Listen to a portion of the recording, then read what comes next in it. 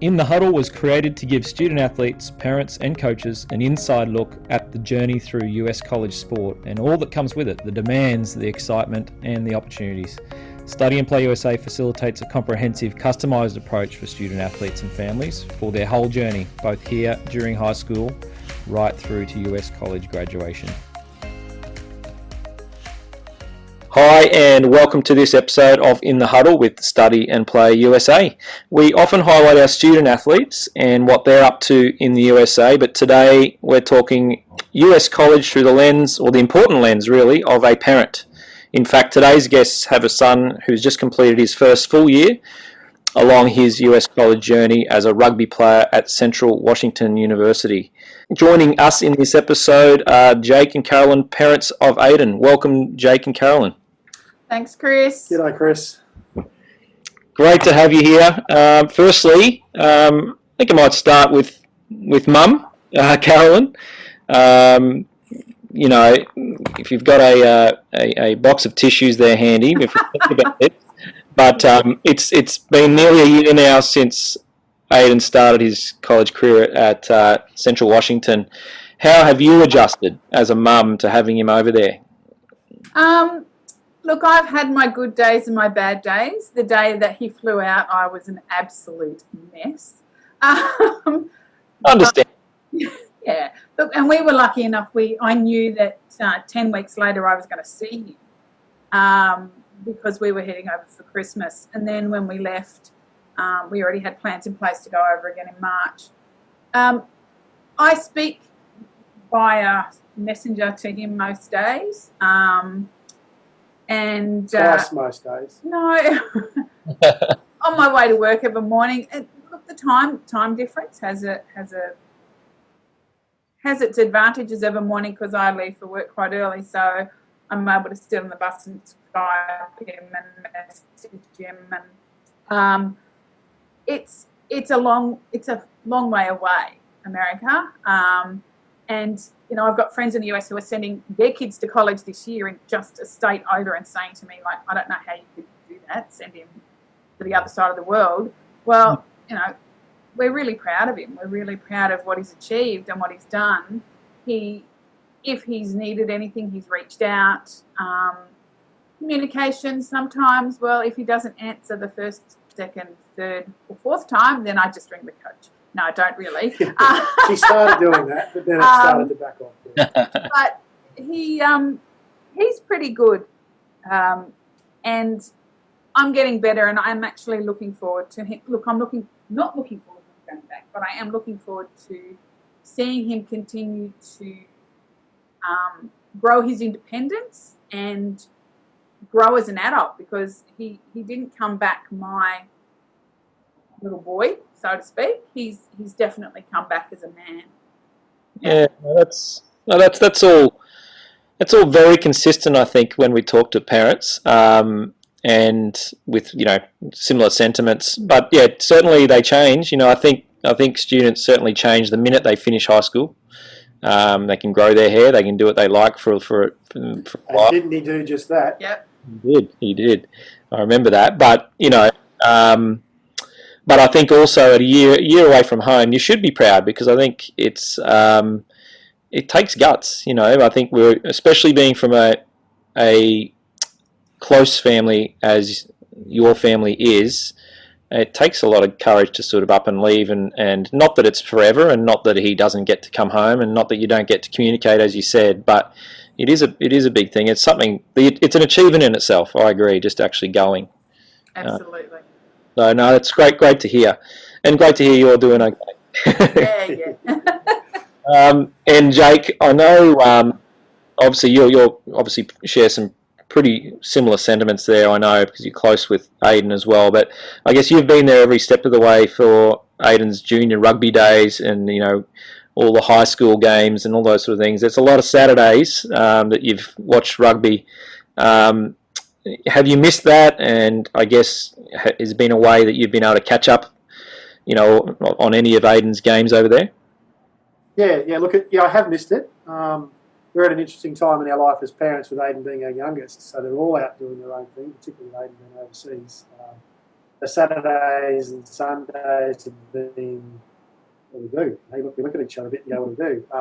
Particularly while he was in the pre-season, there wasn't a lot to watch, and that's his pre-season was through the back end of the rugby season here. So what I have done is I actually got on pretty well with his coach, and so I've got the Huddle software passwords for his training. So I'll watch his training sessions. The college, this particular college, has got one of the best rugby programs in the country. So everything's videoed, everything's filmed. They've got all the GPS gear, all that sort of stuff. So I'm able to watch his training and watch him develop and watch how he interacts with the boys. And that's good to know. I can sit down at any given time and just fast forward through the boring bits and look at the interesting bits, and then I can have a chat with him when I speak to him. I probably only speak to him every other day, but I'll have a chat to him after rugby training. Usually ask him how it went and talk about what he saw and how he did it. So still being that still interested in his sport, which is great. And then we've been really lucky this year too that FTF Next have come aboard with college rugby, the D1 format of a game on live telecast or live streaming for some of the games. So a couple of his games have fallen into that category, so we can see that. If I can't see it on the FTF Next channel, which is great because it's got commentators and stats, and they're not very knowledgeable. They're still learning the trade in rugby. I think there are a few NFL commentators commentating the game, but I can watch that, and if I can't watch that, I can watch the game that's been recorded on Huddle. So I still get the connection, but you don't get that feeling, that just a Saturday afternoon with a hot dog or a bucket of chips and a Coke watching the boys run around. So yeah, we get as much as we can. Right? So it was nice to actually watch him in March, to actually be on the sideline and watch the game and cheer from the sideline. Fantastic. So we got the one live game against Army in March, which was terrific. He got his first try for the college that day, and I think we'll talk about it a bit later on probably, but those Army boys are big and strong, let me tell you. I look forward to hearing about that actually, but that's special because I think more and more these days, yes, this is a student athlete experience, but I think most colleges do a good job of involving or including, making parents feel part of it. Whether it's the interaction through those means with video and things like that, but also welcoming you on campus when you come visit, and they do a great job. And a lot of people just don't realise that it's just it is a big family environment over there. That's for sure. Yeah, we can't speak highly enough of Todd Foley, his coach. He's really good at this is Aiden's job. I don't want to talk to you about that. But he's also really good at your parents, and you've got a vested interest in all this, so you want to make sure he's doing okay and getting what he needs. So he balances that beautifully. And so if we want to chat to him, he makes the time. The other coaching staff made the time while we were there to talk to us. The college is super supportive. So I don't know what the other experiences are around, but we can't speak highly enough of Central Washington, which is where he's at. And the way they approach their international students and the student athletic program is fantastic. Yeah, no, that's a very good endorsement. That's for sure. Look, I think I may have just mentioned it before this word, but it's a bit of a cheesy word, journey, and I think it can be overused. But at the end of the day, I think it's pretty apt when you think about Aiden. And I guess one of the things that we're lucky enough to do with our role is getting to know students from a young age when they're thinking about going to America, and they've still got a while to go. Obviously, we were lucky enough to meet Aiden a few years ago. But Carolyn, can you recall the first time, if we just backtrack a little bit, the first time that this whole US college idea, was discussed around the Latter dinner table? Yeah, I can. It was there was a Facebook message came out from Aiden's current Aiden's rugby coach at the time, where he was playing juniors at Souths, and just saying, hey, there's a USA collegiate team coming over. They're playing at Brothers. There's a bit of a chat and a bit of a find out about what's going on. And I said, look, Dad and I have talked, and we think we might go and have a look at it. And he goes, why would I want to do that? I don't want to go to America. I'm like, okay, well, we'll go anyway. Let's just go and have a chat about it and have a listen. I actually think, if I recall properly, is the told that all American as a trial or exhibition match, and he went, "Oh, I want to see Taniela Tupou," because it was when Taniela was just coming to the fore, and he thought Taniela might have been there. So that was kind of the okay, I'll go. Yeah, that was the thing. Not the American college pathway. No. But by the time we finished at the information evening, Aidan was like, I am so going to do this. I'm so on this journey. And I remember him actually going up to speak to the coach and the assistant coach. So Gavin was the coach at the time, Dartmouth, I think. Yeah, he's head Dartmouth or Brown. And then the assistant coach from Yale took one look at Aidan and said, so when are you coming? And we're like, he's only 15. We've got another 2.5 years of school. Yeah.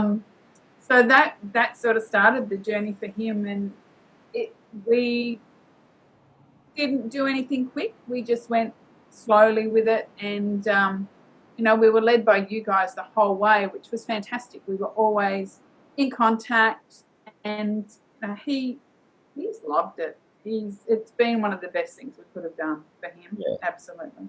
No, it's good. It's always nice to hear that, but I think I think you're seeing the benefits of him being in college over the last year. But I also think part of the pathway or the journey, if I come back to that word, is really also the where he was from that time, and just the actual watching him grow and mature, I suppose, over those last few years of high school before going to college. I think that's what actually that's a big part of this process too. Is what happens before college, so that college can be absolutely.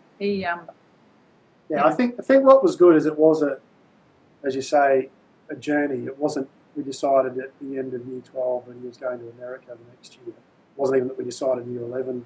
No. It was a progressive. Let's talk about it a bit more. Talk about it. What does it mean? So it really kind of evolved rather than just happened, and I think that's the difference. So by the time he got there, the passion and excitement for both rugby, his academics, and going to the States was all equal, rather than just he was apprehensive like most kids are, but he was apprehensive in a positive way. It wasn't, I'm not sure about this. It was like, I'm not sure what's going to happen. How good is this going to be, right? So he matched the enthusiasm was matched with the right amount of balance, which was great. That made it easy. I think for other parents thinking about this, to throw such a change on a kid 6 months or even 12 months before it actually physically happens, I think would have a different result for most people. And I think that's where we were really lucky, is it was that journey from 15 to 17, 18. Yeah. He's nearly 19 now, and it's been part of the way he's thought and grown up, which has been terrific. Yeah, no, that's a good point. I think early information's important, and that doesn't mean you need to commit to it that early, but having the carrot dangled, having a goal, having a pathway, that becomes an option. I think it's healthy. Yeah. That's right. And I think it was until year 12, it was an option. It wasn't the path. It wasn't until year 12 he really committed to that path, and he was able to digest that and sort of evolve with that decision rather than just have it. You make a decision now or not, doesn't matter. It was, and your influence in that, Chris, has been critical in how that's worked as well, and the success of that. So can't support you guys enough in the way you approach it as well. No, well, much appreciated. Nice, kind words. Always nice to hear that feedback. But as I said, it's a labour of love for us. That's for sure. We thoroughly enjoy it. So just to build on that, Carolyn. Putting on the spot with this one, what were I guess when you had those discussions initially, what were the main attractions in general to go to college when he started to say, look, I think I want to do this? What as parents, what were the boxes that were getting ticked for you in considering that pathway? Everybody likes a good scholarship, I've got to say. Yeah. That's definitely one of the things that does attract you to it. It's not about getting a free education, because nothing in this world is free, really. but it's about that experience, that ability for him to go, okay, to an English-speaking country, but that US college system and college experience, that college experience, and having all of those, there's no Greek on Central Campus, so there's no frats or anything like that. But it's still, you're living in a dorm and you're doing all of those things. You've got homecoming and seniors day. It's almost the things you see in movies, right? So it's something of fantasy, exactly right? Yeah. So I think the other thing to add to that from a more responsible. Is the experience and opportunity for growth. I've grown up with kids, friends of mine that spent time overseas, and they've all benefited from it. The opportunity to learn something differently, I think, is exciting, and that was I was keen to see that. The fact that he could link his rugby with some of his other passions like singing, performing arts, other sports. Aiden's quite an interesting character in his own right. If he goes to college here in Australia, what he wanted to do is the university separate to the sport, which is separate to the rest of his life. Correct. This is an opportunity to bring all that together and experience that really is only available in that college system in the States. I don't know too many other countries around the world that would have such a similar feel about it. The European ones are a bit more like, our models are a bit more like the European models. He plays rugby for UQ. The Chancellor and Dean, you care less whether he played rugby or not. Whereas, the president of the college and the president of the athletics department are super stoked he's there playing rugby for the college, and they want to know how he's going. And the next breath, they want to know how his school marks are going and how he's progressing and what his major's going to be and all that sort of stuff. So you add the social aspect to that and growing and seeing all the other kids from around the world and America in this melting pot. He talks about his orientation day. The first day of orientation is just international students. They get all the international students together and get them working together. So now one of his best mates is from Holland. Yeah. And the fact that the American college system actually encourages that international student experience for the American natives or the American nationals, as opposed to our college wanting the internationals for the funding it provides. So it's kind of the opposite view how that is. So that experience, I think, where else can you get that? That for me, that was what was important, being able to mix all the things you love with that social experience internationally. There's no downside to that. No. Well, obviously we're a little bit biased, but we obviously couldn't agree more. I mean, it's we see it. we see it every day, though.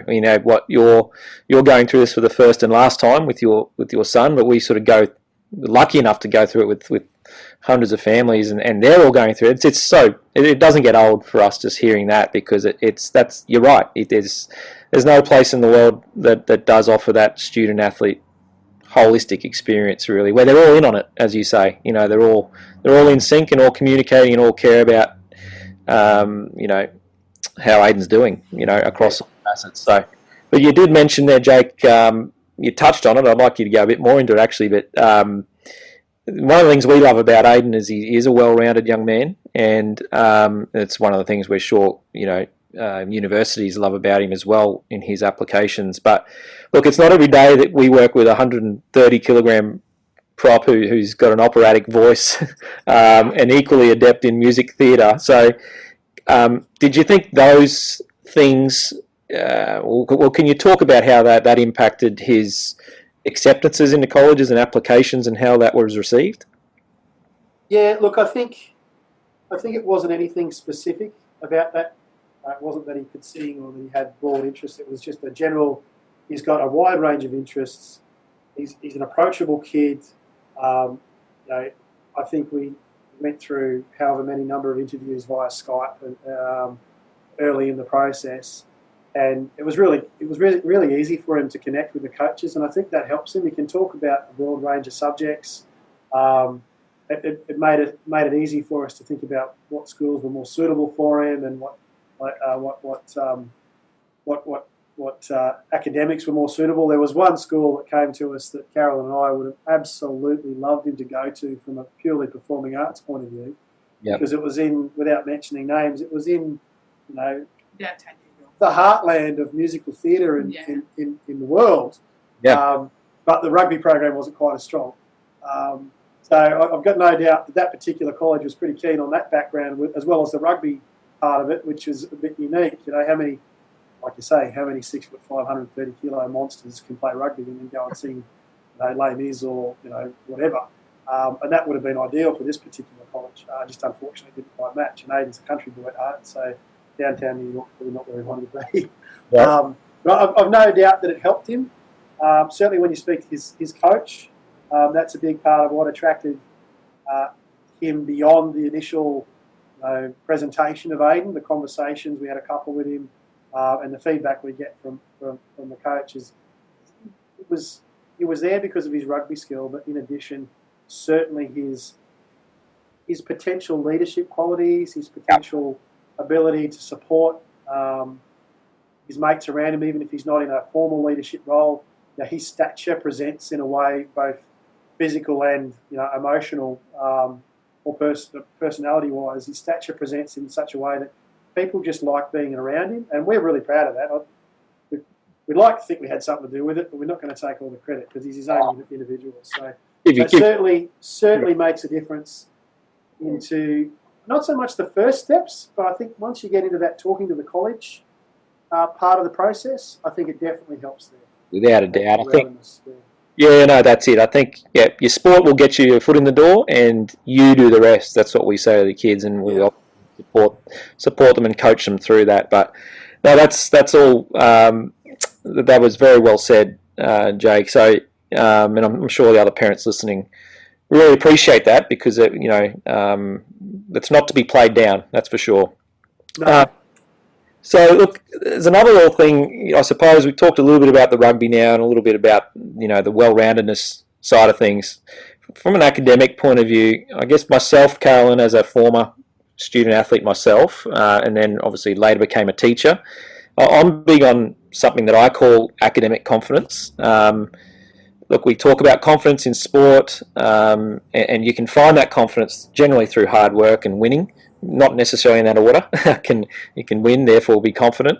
But I think in some school students, myself included, back when I was in school, I think you can pigeonhole yourself or be pigeonholed by others as being the A student or that C student, or he's a rugby guy who's a muso, but he's really a C student.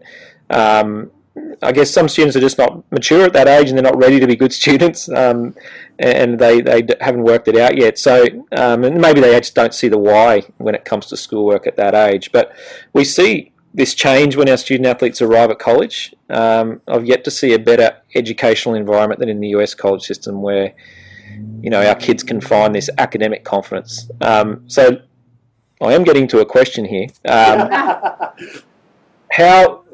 What's this academic confidence? Does that relate, in your opinion, to Aidan's experience? Absolutely. Aidan's a very bright young man who finds sometimes that he just goes, well, this is the answer, but I don't want to explain.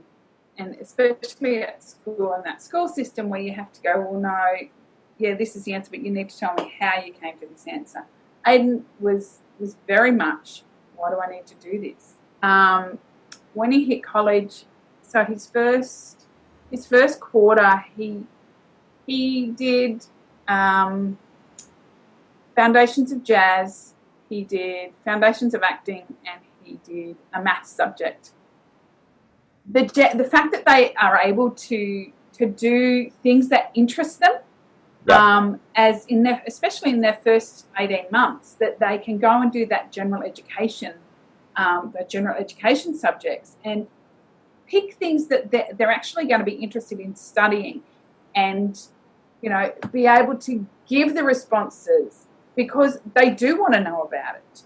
At the moment, Aidan's doing psychology of video games, so he's able to understand. Now he's learning how to put that why in and how to explain in the context why of something he gets he his likes answers. to do. Yeah. I think the other part of that academic confidence comes from the schools genuinely investing in success, right? So they don't, at school, like you said, my experience at school is if you were good at everything, you're a good student. If you were good at almost everything, you were pigeonholed at the thing you weren't so good at. Right? Yes. Over there, they see where your strengths and weaknesses are, and they try and build you up, right? So, he's got 2 academic advisors. One is an international student, and one is a rugby player. So there's a rugby academic advisor, there's an international academic advisor. Their job is not to chastise him for not doing well. Their job is to understand why he's not doing well and how does he do better. That's the complete inverse of what happens here. You're not doing good enough, you've got to work harder, blah, blah, blah, blah, blah. So I think the whole process and the whole system set up over there is to inspire that confidence in the kids so that they can go forward. Yeah, it doesn't work for everyone. You've got to have the certain, base fortitude to be at college and do that thing wherever you go. But the college is so invested in your success, in the student's success, that they don't try and find ways for the kid to fail.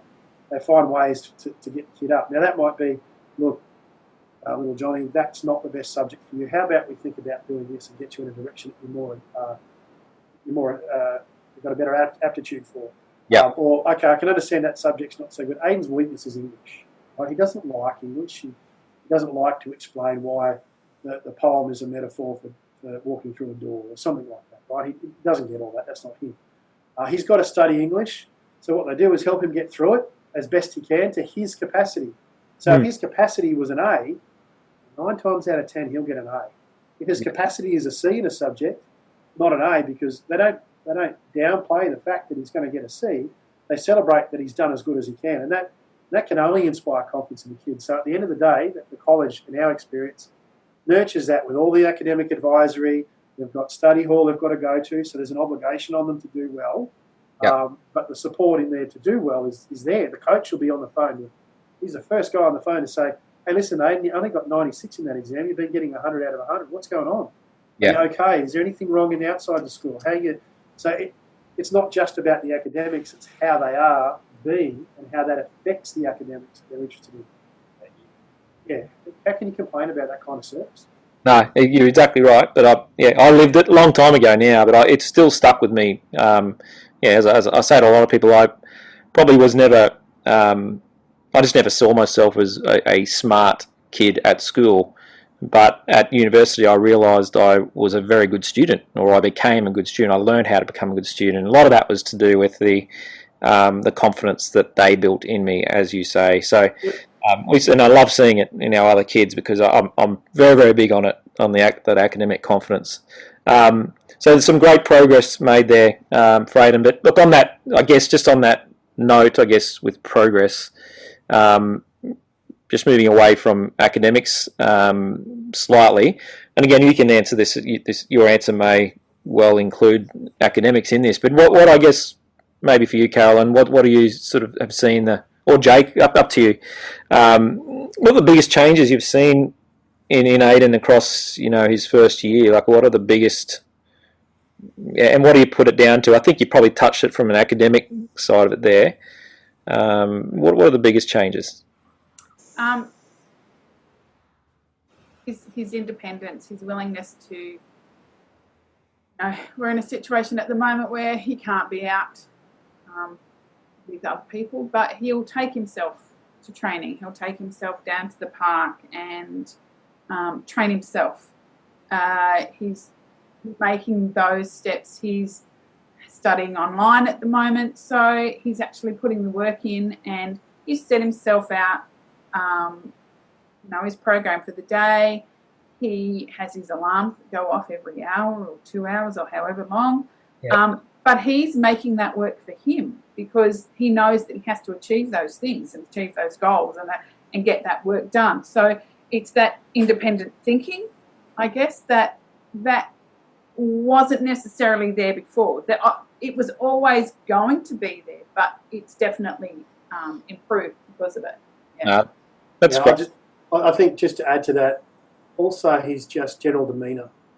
Carolyn mentioned earlier, he's come back He went away a little boy. He's come back a young man, most certainly. Absolutely, yeah. His approach and attitude, he's still very much Aiden, but there's a level of maturity that wasn't there when he went away. And I think that just comes from having to rely on yourself. Little things as parents. He does his own washing. He tied his room up a bit. And if you saw his dorm room in the States, you probably wouldn't be surprised, Chris. You've lived it, but sometimes you think, oh man. But he understands that that's his to manage and his to deal with. So there's it's just the growth and maturity of him and the way he approaches life and the sorts of conversations he has and the sorts of choices he's making, even just the little micro choices. Yeah, that's a testament to you guys, I think, and also that Matt, his, hopefully the schooling background as well, going to a school, high school that probably teaches him those values as well, along with your. So that's great to hear. And what about the rugby, Jake? Just changing, just change of tack. Just purely because I'm just mindful of listeners too. Listening to a rugby family, I guess. What's all this rugby talk about in America? I mean, why would I go to America if I want to play for the Reds or Waratahs? What's the rugby like over there? I mean, we touched on it before. They're not the world leaders, as you say. They still want us Aussies there to help boost their teams. We got the nuances of the game that they don't have. But what's your take on it so far? Are they the sleeping giants of world rugby, or is that a bit of a myth? I think absolutely they're the sleeping giants of world rugby. How long it takes them to wake up is anyone's guess. From what I've seen, and I've watched, as you can imagine, quite a fair bit of American rugby now, at the college level, the D1 college teams, the best D1 college teams, could easily compete in any Prem grade competition in Australia. In fact, they dominate in Perth, South Australia and Victoria, and the traditional strongholds in New South Wales. They'd certainly compete. When you consider these these college teams, the oldest kids are 23, 24, and they're up against guys that are older and more experienced, they'd certainly compete, and every team that played against them would know they've been on the field with a team that's solid. Where they fall down is that rugby IQ, because the kids haven't been playing rugby since they were 5 or 6, like they have in Australia and New Zealand and some of the more traditional rugby nations. Yeah. The prop that the loose head prop was in the starting 15 with Aiden, his tight head. He finished his senior this year. He only started playing rugby at 14 or 15. Yep. He started his rugby career in high school as a number 8. That's quite cool there, isn't it? Yeah, and when he started playing rugby, he was still playing NFL, and then gradually grew a passion for rugby, and that's something that I'm seeing a lot of is a lot of the American kids coming to rugby, coming from NFL, because they see these rugby teams playing. There's 23 kids in the squad on game day. All 23 are going to get a run. There's 60 kids on an NFL team on game day, and if you're on special teams, you might get 4 minutes. Yep. So there's a lot of these kids making the transition, and this is where it becomes interesting for me. The athletic programs are far and away superior to anything you'd see in Australia and New Zealand. There is no doubt in my mind. Yep. Right? The athletic development that these kids are getting at college is comparable to the sorts of support and services they're getting at Super Rugby level. Right? Maybe not the same amount of money going into it, but certainly they talk about nutrition. It's all about volume measurement, so that the guys turn up and train twice a day with the GPS packs on, so they know how many miles they're on, how many contacts they've made, all that sort of data. So that analytics coming into it and the athletic management of the teams, it's as good as a professional sport, right? And the strength that these boys have. And then that was going to be my next point. The athletic ability of these American lads and girls. The girls are incredible too. If you get a chance to watch a ladies' game of American Sevens in particular, they're astounding. We watched live the Army game now. For those that don't know, the Army rugby team at college level comes from West Point, the West Point Academy in the USA. So these guys all look like Army boys. They've all got ripped bodies and they're massive enormous. and they're fit and strong and they hit like trucks.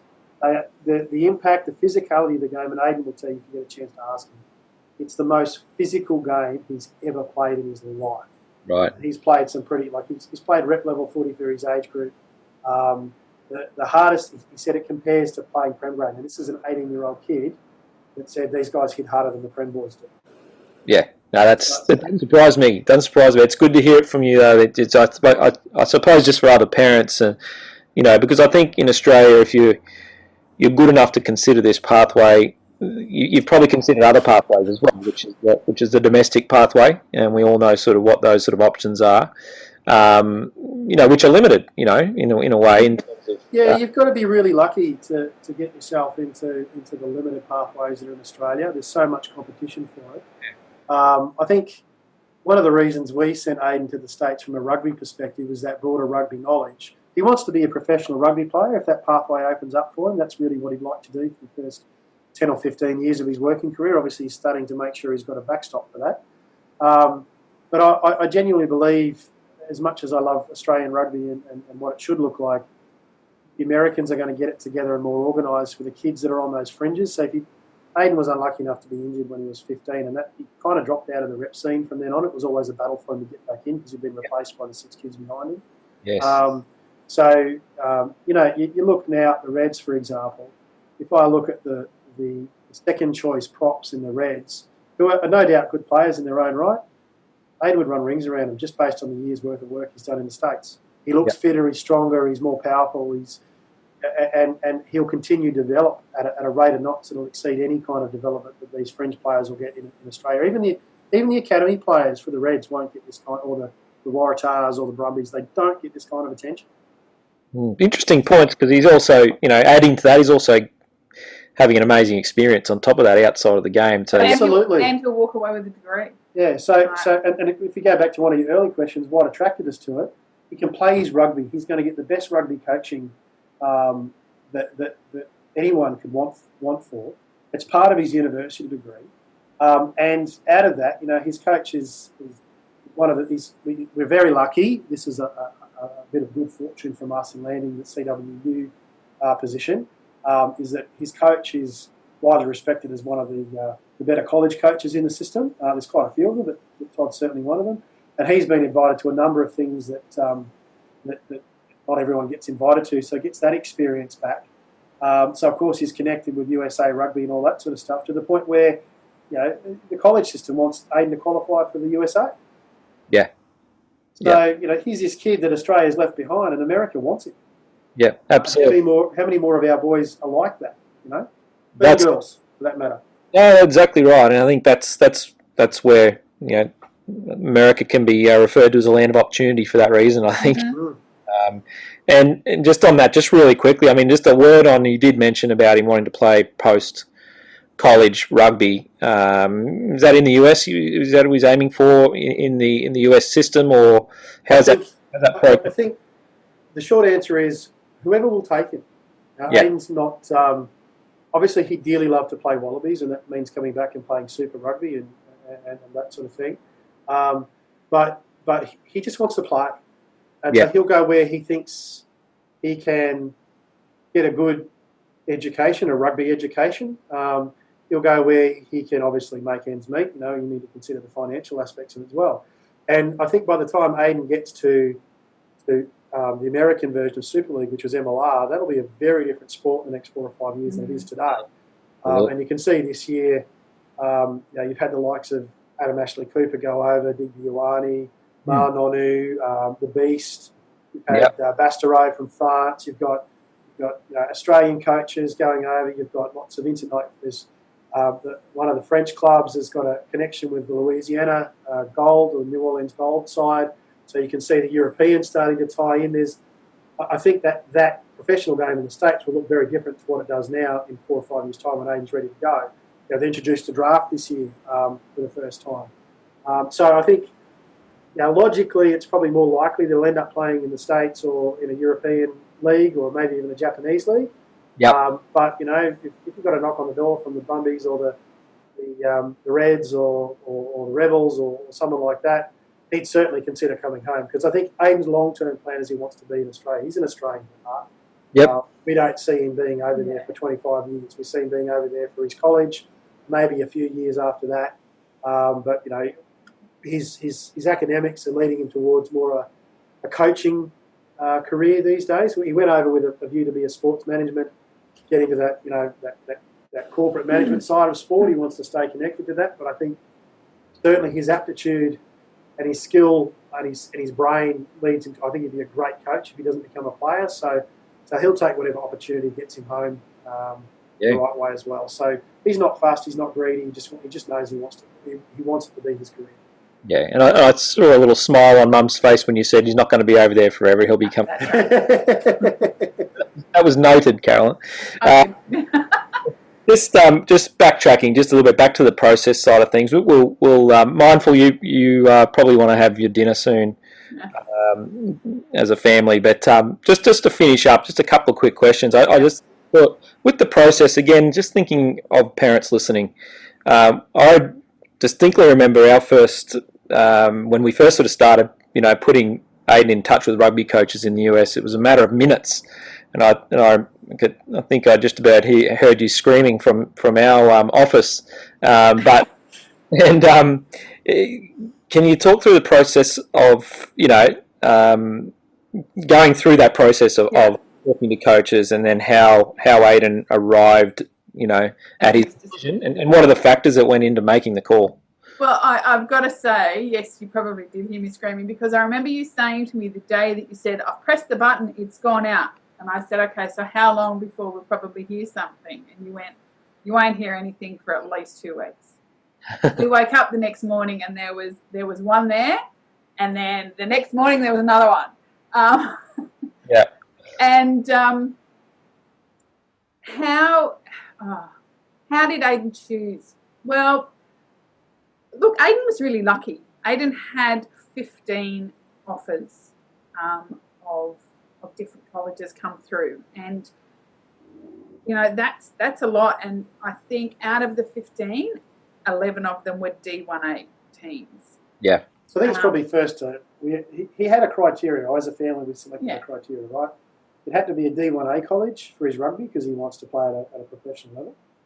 It had to be a college that was in an area that was kind of useful to us. That wasn't the highest priority, but we needed to know it was accessible. So we've got some friends and family and friends in the USA, in different parts of the country. So we've got friends up near Rochester in New England. We've got friends in LA. It was kind of, we'd prefer them to be in those sorts of areas, so at least we know he's got some support. It had to be with, obviously, we've got a scholarship, but we still have financial obligations to the college. It had to be in the price range. And it also had to have the study capability or the subjects that he wanted. So one of the colleges at I think it was St Bonaventura, fantastic coach, fantastic college, but didn't have the subjects he wanted to study. So no matter how good the rugby was, he actually couldn't go there because it wasn't right for him. So that were the kind of criteria, and then we worked through selection from there. I think that's important for any prospective parents, is have that 2 or 3 or 4 things that really are what's important to you out of the experience from a college. Because remember, you're going to study, right? At the end of the day, you're a full-time student, and we often call it the jigsaw puzzle. It's a jigsaw puzzle for every student, just trying to match the right university with your consideration. I'll let Carolyn keep talking. No. So once we sort of whittled it down to 5 or 6, and then sat down again and looked at that puzzle and went, okay, well, we made a date. We said, okay, we're going to go and have a look. So we made a date, we made a plan. We came in and sat and talked to you and said, this is our plan, Chris. We're going to go and see these 5 colleges, and we're going to do this, and this. And you went, oh, my God. So then we sat down. You gave Aiden a list of things to look at, and we whittled it down to 2. And those 2 colleges, when we left the country, when we left Australia, on the I think it was the 10th of February last year, 2018, 19, sorry. No, yeah. We had a college in mind. We knew. We were 99% sure where he was going to go, and he was, that's where I want to go, Mum, and everything like that. We went to Central, had a look at Central, and oh my God, to have that experience and to be able to see what these kids are going to be offered, I think is absolutely one of the things that you must do as a parent. If you can do it, go and have a look. You must see where they're going to be and understand the steps that they're going to take and the journey, the journeys that they're going to make, from one place to the other. Yep. So we went to Central, fabulous. We then went to the other college, and oh my God, the facilities, everything.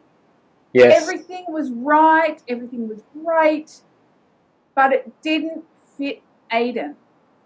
And that's the one that we thought that he was going to go to. That's the one that Aiden said, I'm going to go to this college. And we went in there going, yep, fantastic. We got back to LA, back to our friends that we were staying with. And we sat down, the three of us sat down, Jake, Aiden and I, and just went, I don't think that's the right fit. And yep. Aiden said, I want to go to Central. And it was him. For him, it was all about how he felt. Yeah. There was nothing between the colleges. They offered everything that he wanted. They offered everything he needed. Mm. But it came down to how he felt. And he felt more comfortable. And he just had, it was just the fit. So that's where he went. And I cannot talk highly enough about the way we were treated by both colleges. Like, absolutely welcomed with open arms. And they allowed Aiden that time, and he got one-on-one time with the coaches and everything like that at both colleges. So It was his decision. I think what was useful too is Carolyn mentioned that we originally had a plan for 5 or 6 or 7. Yeah. We had this ridiculous transcontinental tour from Syracuse through Cleveland all the way across to Washington and down through the middle through Oklahoma and all this ridiculous stuff, right? Yeah. And when we sat down and looked at it, and obviously with some of your advice as well, I think some of them we were going to be lucky to spend 3 hours at the college. How are we going to look at that? So a really important part of that was we went over for 10 days, and we got a good 3 or 4 days at each college. And that 2 full days. That was really important. A couple of good nights, but they weren't. It wasn't just fly in one night, spend a day at the college, fly out that night, or spend the next night. But we had good time. We spent time with the coaches. He spent time with the coaches. He spent time with the boys from both teams, separately to us. But we had the time to immerse ourselves, and particularly him, immerse himself in what the college life was on the days we were there. Yeah, and I think that was really important. Rocking up to a school, having a quick chat with the coach, having a tour of the facility and leaving is not going to give you that feeling. Yes. And I think that's the best thing we did was take the time for the two. And it was clear these two colleges were head and shoulders above all the others in terms of that criteria I mentioned earlier. So we took the time. Never know, but you're right. I think it's a good lesson for parents and great advice because, there's nothing like listening to parents who've been there and done that. We were often giving advice to families, but I think hearing it from other parents who have recently been through it, like yourselves, I think that's worth its weight in gold. And I think it's more important, Chris, to go and see it beforehand. Don't worry about them when they go. Yep. Jake went over that's for really Aiden to help him settle in on the first week. It was pointless him being there. By the time they get into orientation and everything like that, better off spending the time and money on the recruiting visit rather than the other. Yeah, absolutely. No, that's been fantastic to listen to both Jake and Carolyn, and I suppose on behalf of other parents, I'm really, really thankful for your insights. And it's great to see young Aiden earlier as well, looking so trim, taut and terrific. And as I said, very much appreciate your time, but also your insights, which have been obviously very, very recent, and you're living those right now. So you're welcome back any other time. And thanks once again. Thanks, Chris. Happy to be here, Chris, anytime, mate.